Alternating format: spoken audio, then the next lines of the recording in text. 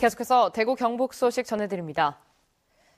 2013년 마지막 날인 오늘 대구와 경북은 대체로 맑은 가운데 오늘 낮 최고 기온은 대구 10.4도, 경북은 5도에서 11도까지 올라 어제보다 높았습니다.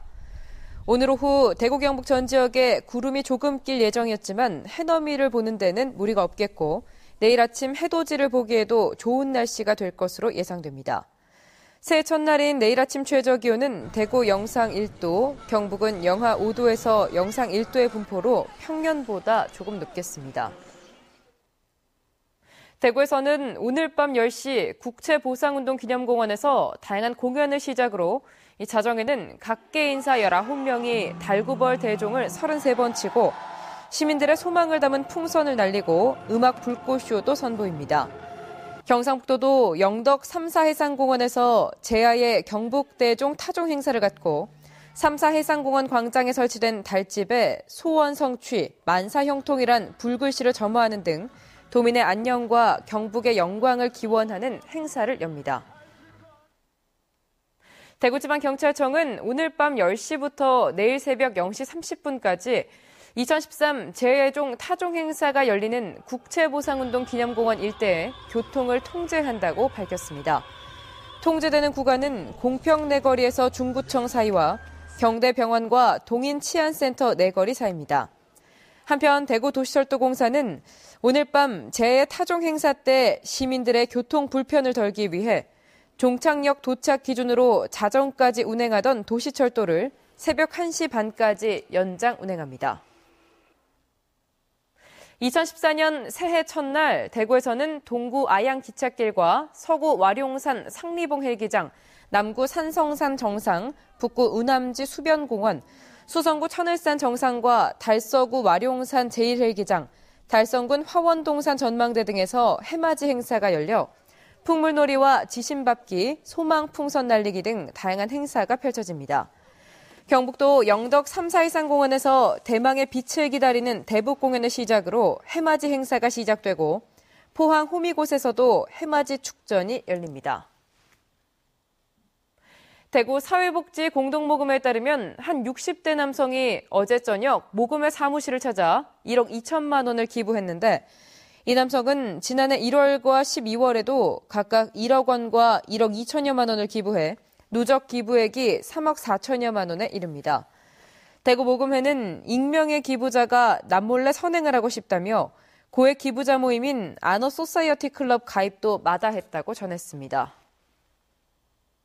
요즘 같은 겨울철 특히 바람이 많이 불면서 이 피부가 푸석해지고 가려움증이 발생하는 피부 건조증을 호소하는 환자들이 부쩍 늘고 있는데요. 한태현 기자가 그 예방법을 알아봤습니다. 겨울철 두꺼운 옷을 오래 입은 상태에서 습도가 낮아지면 피부가 가려워지게 됩니다. 이럴 경우 피부 건조증을 의심해야 합니다. 피부는 평소 20에서 35%의 물을 함유하고 있는데 겨울에는 10%로 떨어집니다. 이렇게 되면 피부가 당기고 따갑게 느껴지고 각질이 일어나면서 가렵게 됩니다. 피부 건조증 환자 수는 갈수록 늘어 지난해에는 전국적으로 19만 명이 치료를 받았는데 절반가량이 겨울철 환자였습니다. 피부 건조증을 예방하려면 습도 조절이 무엇보다 중요합니다. 집에 젖은 빨래를 늘고 가습기를 틀어 50%까지 습도를 높여줘야 합니다.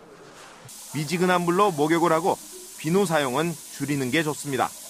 따끔따끔거리는 증상이 이미 나타나기 시작한다면 내 몸에, 내 피부에 물이 모자리구나, 수분이 모자리구나 생각을 하고 보습제 쓰는 습관을 들으셔야 되고요. 이뇨작용으로 몸에 수분을 빼는 커피나 녹차는 줄여야 합니다. 한방에서는 수분이 많은 과일과 오리고기가 피부 건조증의 예방에 도움이 되고 심할 경우 침을 맞으면 회복이 빠르다고 조언합니다. 침 치료는 그 가려운 부위에 직접적으로 시술하기도 하고요. 혹은 다른 주변의 혈자리를 이용하면 그 혈액순환을 돕고요. 그리고 또 피부의 각질이라든지 이런 부분들을 빨리 회복하는 데 도움을 줄 수 있습니다. 전문가들은 피부 건조증이 심해지지 않도록 평소 생활 습관에 신경을 써야 한다고 조언했습니다. MBC 뉴스 한태현입니다. 코레일 대구본부는 철도노조 파업에 참가해 직위 해제당한 629명이 오늘 오전 11시부터 전원 현장에 복귀했다고 밝혔습니다. 하지만 파업 참여에 따른 피로도 때문에 모레까지 안전복귀 프로그램을 실시하고 정상 업무 복귀는 오는 3일부터 이뤄져 교대 근무 체제를 고려하면 다음 달 14일쯤 KTX 운행이 정상화되는 등 모든 열차 운행이 정상화될 것이라고 밝혔습니다. 경상북도에 따르면 어제 영천의 한 농가에서 키우는 한우 13마리 가운데 1마리가 구제역 의심 증세를 보여 정밀 검사를 벌인 결과 음성으로 판명됐습니다. 이에 따라 경상북도는 앞으로 일주일에 한 번 축산 농가들을 대상으로 소독을 하는 평상시 방역 체계로 돌아간다고 밝혔습니다. 농업인과 중소기업이 손잡고 돈벌이를 하는 농공상 융합형 산업이 주목받고 있습니다. 정부도 농식품 모태 펀드를 통해 이 같은 융합형 산업을 지원하고 있는데 안동시가 자치단체로는 드물게 이 펀드에 참여했습니다. 정윤호 기자입니다. 안동시가 농업정책자금관리단과 LNS 벤처캐피탈이 결성한 농식품 투자조합에 LP, 즉 유한책임 출자자로 참여해 20%의 지분을 확보했습니다. 이 투자조합은 농업정책자금관리단이 70억, 안동시가 20억, LNS 벤처캐피탈이 10억 원을 출자해 전체 100억 원 규모로 결성됐습니다. 이 조합의 운용사는 LNS 벤처캐피탈입니다.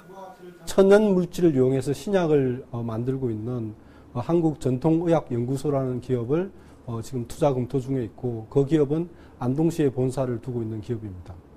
농식품 모태펀드를 기반으로 결성된 투자조합은 지난 2010년 이후 4년간 25개, 총 결성 금액은 4,200억 원을 돌파했습니다. 이들 투자조합에 LP로 참가한 지방자치단체는 부산시와 안동시 등 전국의 3곳뿐입니다. 지역에 우선 농식품 업체의 투자가 활성화가 되고 또 그로 인해서 우리 지역 특산물의 어떤 유통이라든지 또 관광산업 이런 것과도 연결되어서 시너지 효과를 나타낼 수 있으리라. 투자조합 운용사들의 투자 실적도 양호합니다. 올해를 제외한 지난 3년간 결성된 18개 조합의 투자 실적은 78개 업체에 1,200억 원입니다. 대부분 재작년에 결성된 점을 감안하면 1년 반 만에 1,000억이 넘는 재원이 농식품업계에 뿌려진 겁니다. 농업은 식료 제조와 외식업 등의 전방산업과 비료 농약 등의 투입제 산업인 후방산업의 성장과 긴밀하게 연계되어 있습니다. 취업 유발 효과도 높습니다. 지금까지 이제 마중물 역할에 이제 충실했다고 하면 앞으로는 이제 성장을 이끌 수 있도록 좀 더 많은 충분한 자금이 공급돼야 된다고 생각을 합니다. 식품 산업이 10조 원 성장하면 농업은 2조 7천억 원 정도 성장한다는 통계가 있습니다. 식품 산업이 미래 핵심 산업으로 주목받는 이유입니다. MBC 뉴스 정윤호입니다. 동북지방통계청에 따르면 12월 대구의 소비자 물가지수는 전달보다 0.1%, 지난해 같은 달보다 1.1% 올랐는데 신선식품 물가는 전년도보다 9.6% 내렸지만 상품과 서비스가 각각 1.1%와 2% 올랐습니다.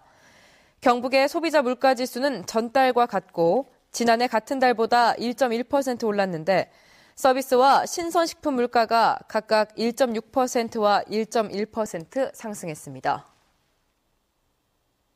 성주경찰서는 지난해 2월부터 최근까지 광고지 16만 장을 10개 시도에 뿌려 이를 보고 찾아온 영세 상인 218명에게 최저 189%에서 최고 363%의 고금리로 6억 3천만 원의 부당이득을 챙긴 혐의로 무등록 대부업자 35살 이모 씨 등 7명을 붙잡아 조사하고 있습니다. 경찰은 증거 자료를 세무서로 통보해 탈루 세액도 환수할 계획입니다. 대구 동부경찰서는 캠핑용품을 판매한다고 소비자들을 속인 뒤 돈만 받아 챙긴 인터넷 쇼핑몰 업주 47살 김모 씨를 사기 혐의로 불구속 입건했습니다.